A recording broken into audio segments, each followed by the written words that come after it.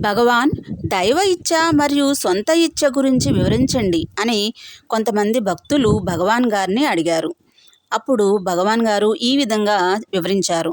సొంత ఇచ్ఛ అనేది కర్తృత్వ బుద్ధి ఉన్నంతసేపు ఉంటుంది.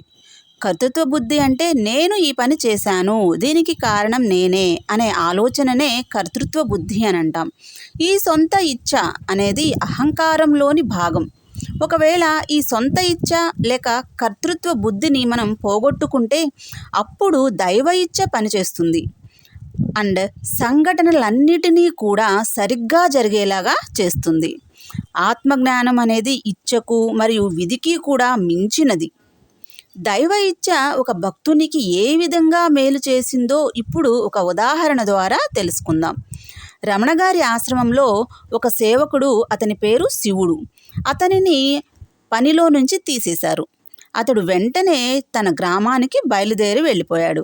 అతను ఆ ఊరు రైల్వే స్టేషన్లో దిగేసరికి ఆ స్టేషన్లో అతని బంధువు ఒకడు కనిపించి అతని దగ్గరకు పరిగెత్తుకుంటూ వచ్చి, "నువ్వు వచ్చేసావు కదా, ఇప్పుడే నీకు టెలిగ్రామ్ ఇద్దామనుకుంటున్నాను.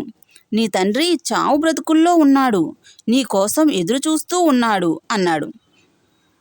అతను షాక్ అయి, ఈ క్షణంలో ఇక్కడ ఉండేటందుకే పనిలో నుంచి నేను తీసివేయబడ్డాను అని తెలుసుకున్నాడు.